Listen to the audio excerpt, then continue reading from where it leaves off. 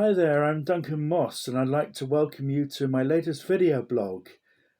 Today I'll be talking about the Russian film director Sergei Eisenstein.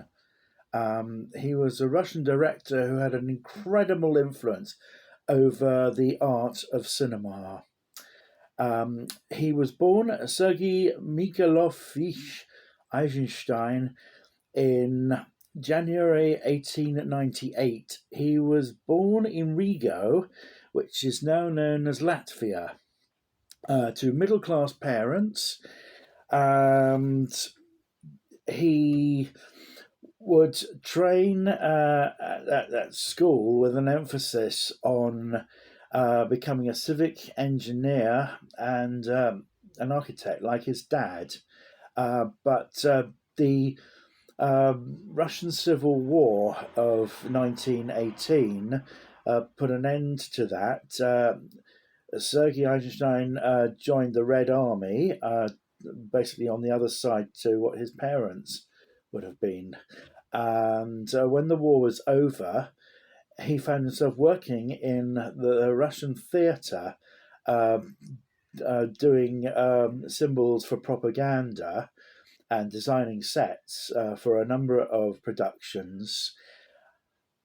He used made a 10-minute film to accompany one of the productions in the theatre, and he found really that the theatre was basically rather claustrophobic to how he wanted to express himself, and he decided to concentrate on film. And his first feature film was called Strike. That was in 1924, silent, as indeed would be the next few films that he worked on. Strike was a tremendous success, a fantastic first-time effort.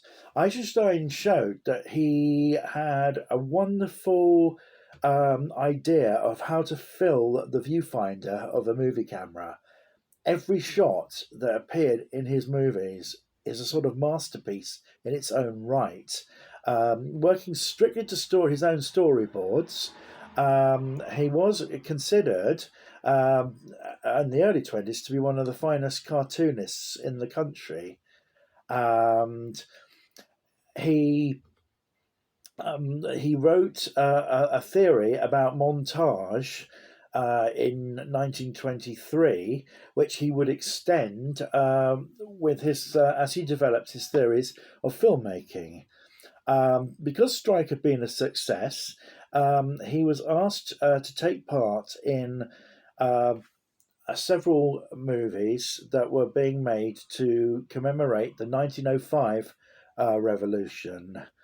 Eisenstein found that he only had time, thanks to one of the most severe winters that Russia had experienced, would only have time to work on one of the ideas in the script.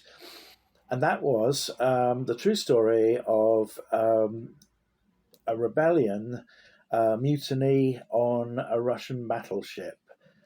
And the film was called Battleship Potemkin.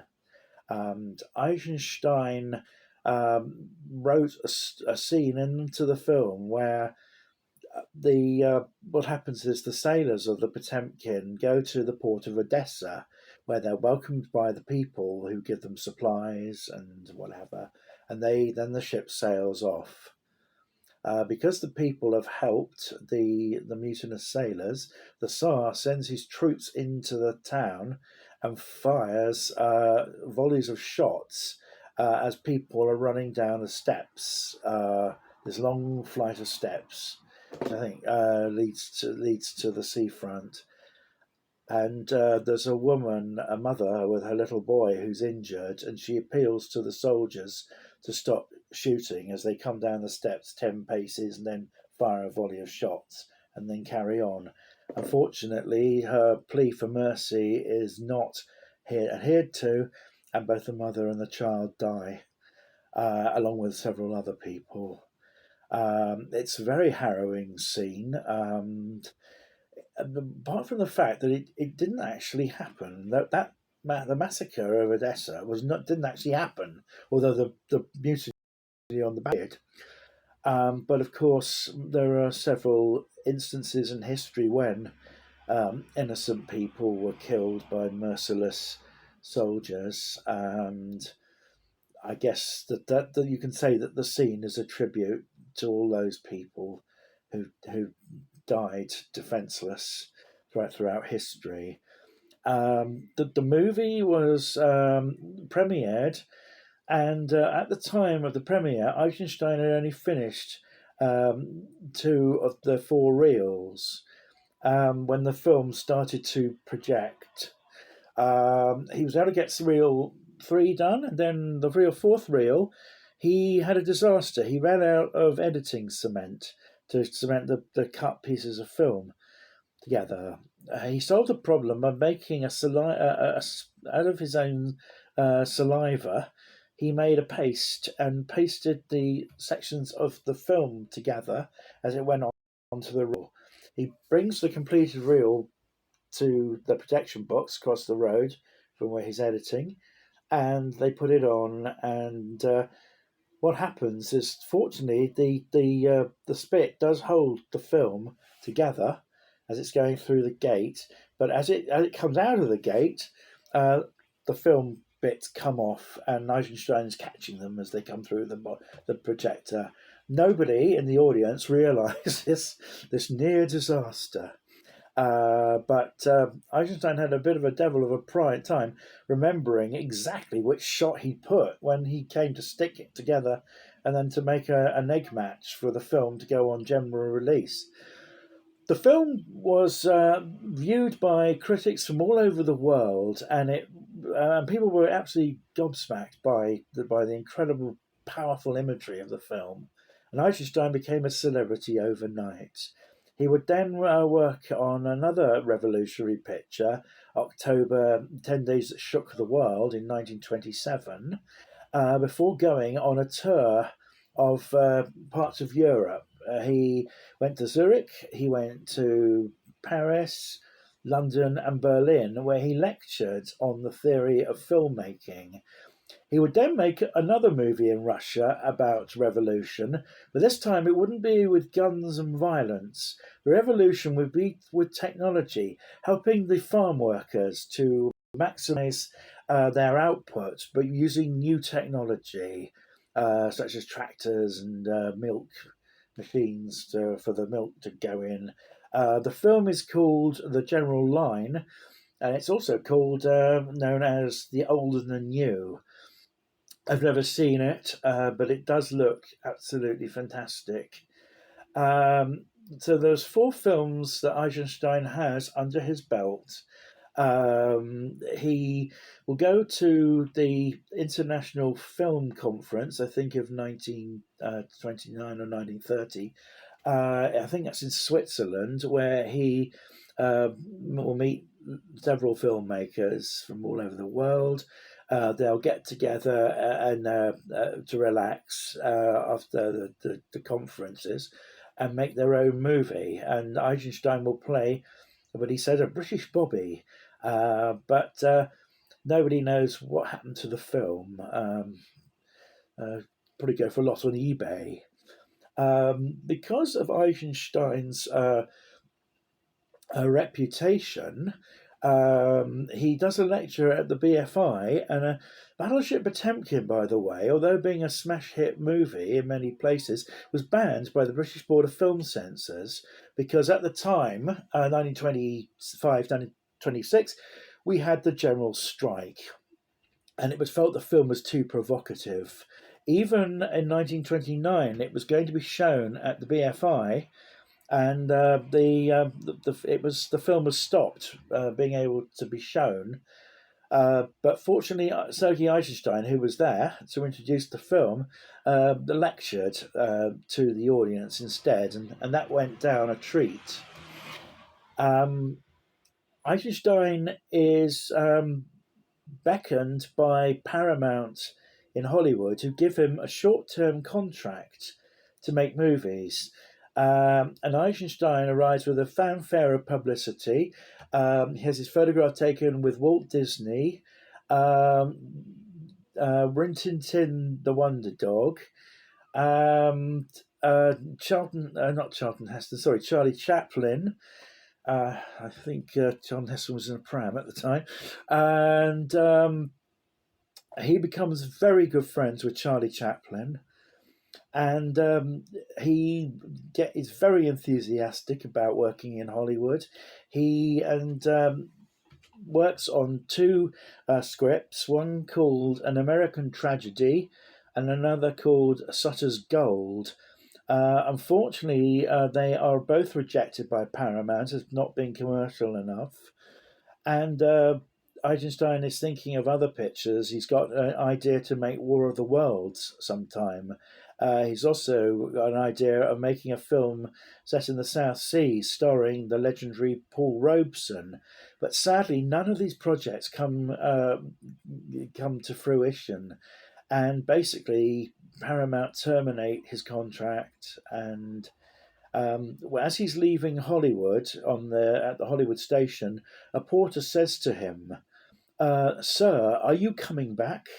And his reply is, "No, I'm going back."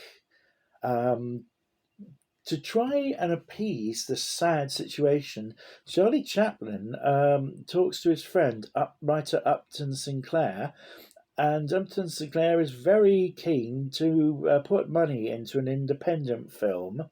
And Charlie Chaplin suggests Eisenstein for the job, and Eisenstein and Sinclair meet. Some money is put together, and Eisenstein has an idea of going to Mexico and making a film about the incredible country where the rocks almost talk.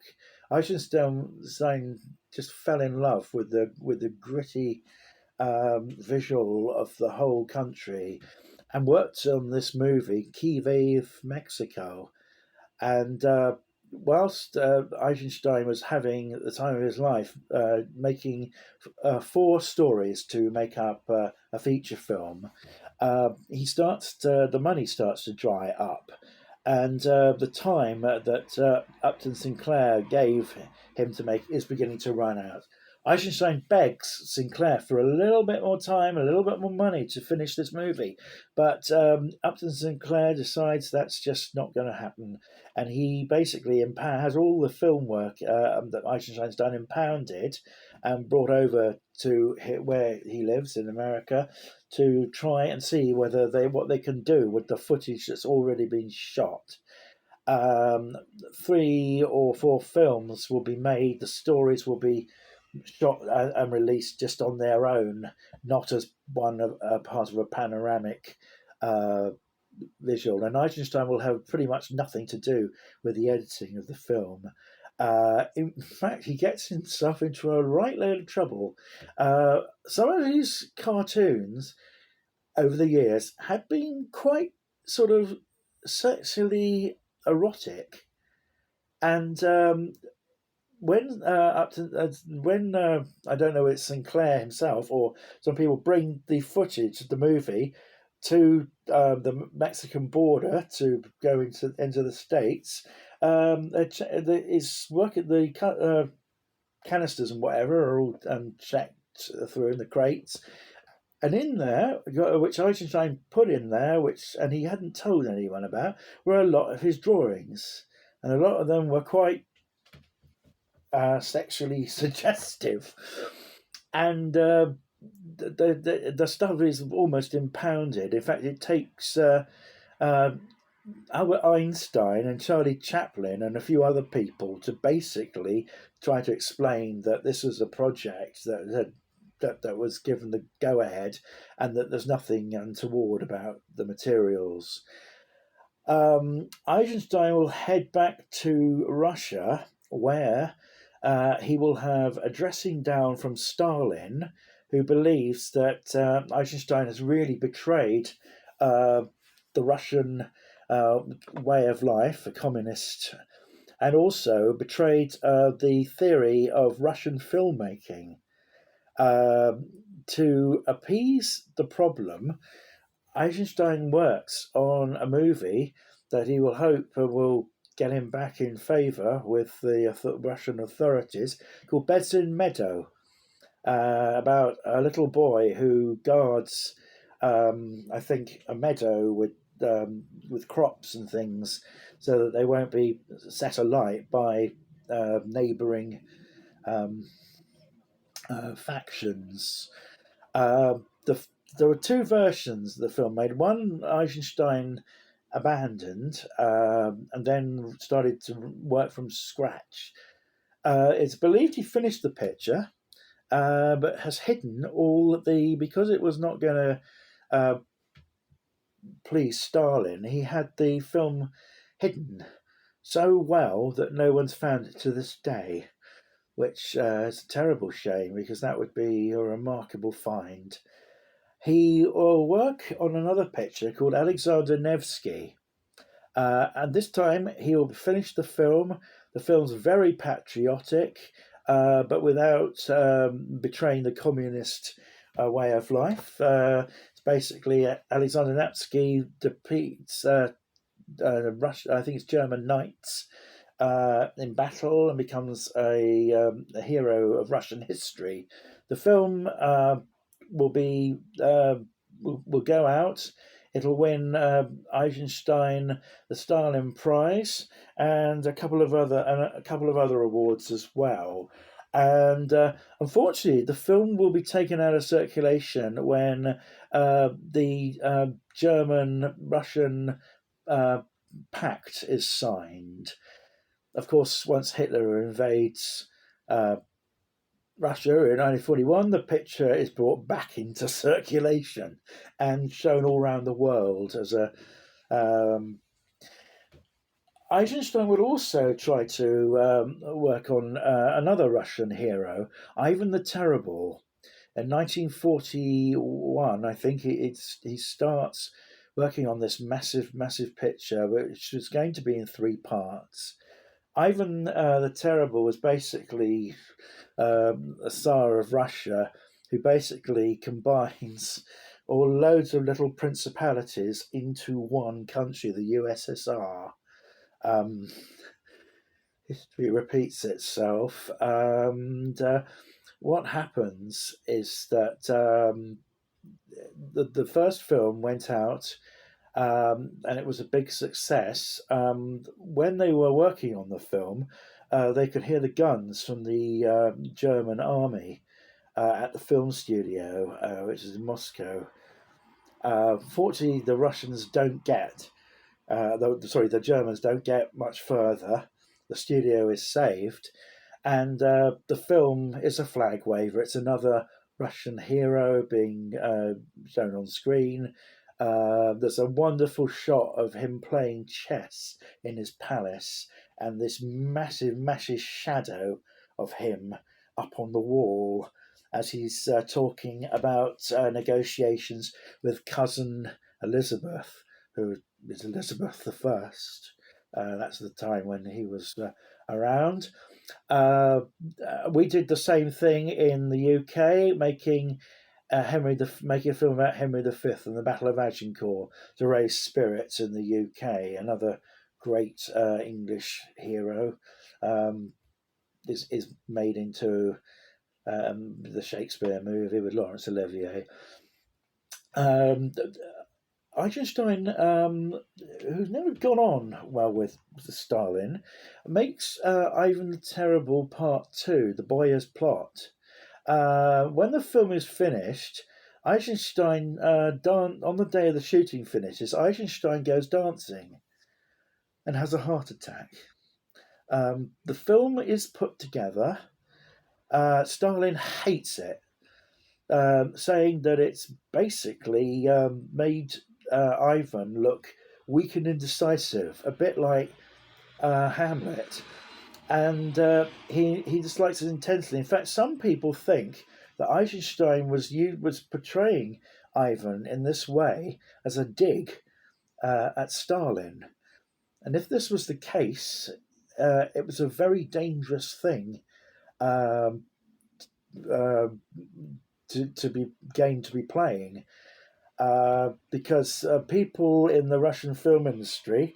There was a guy who was basically producing Better Meadow with Eisenstein and was responsible for the whole production of the film.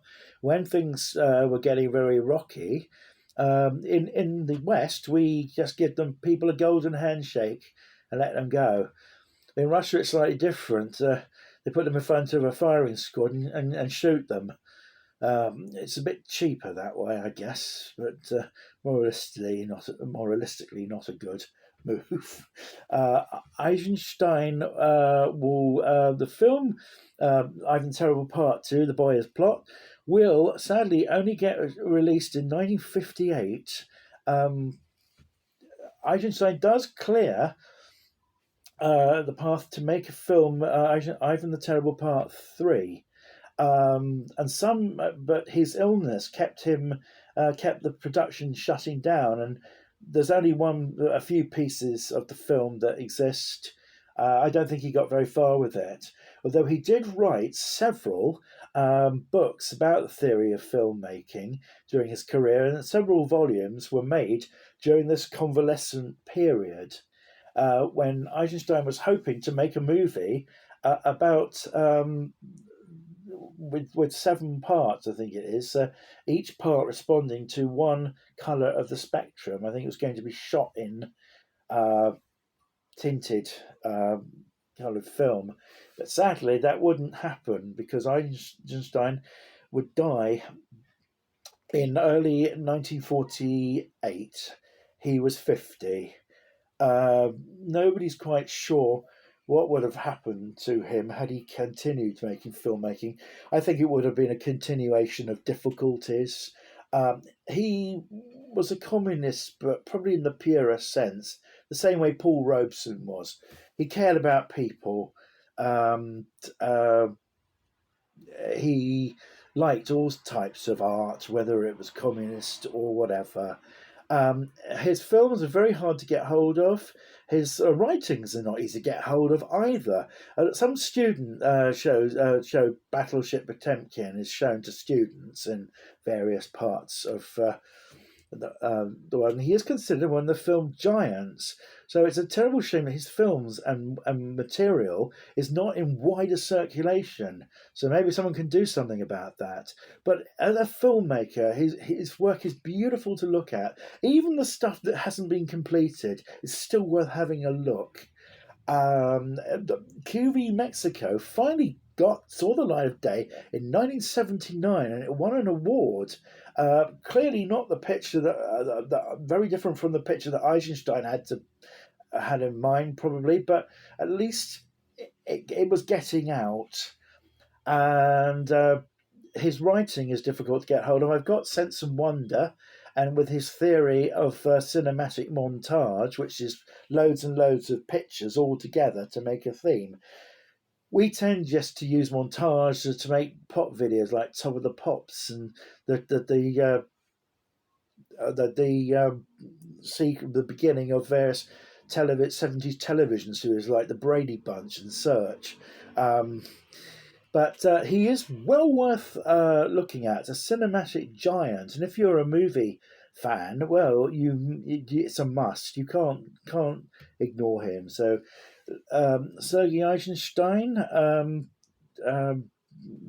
basically as a filmmaker, every filmmaker would salute him.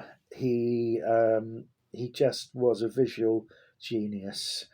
And yes, he didn't make many films. He completed 7 films in the whole of his career, but the films were important. So do check him out. If you enjoyed this, please click like. That will help. Put share if you would like. We've got some film buff friends out there. Or subscribe to my video channel. Lovely to see you. You all take care.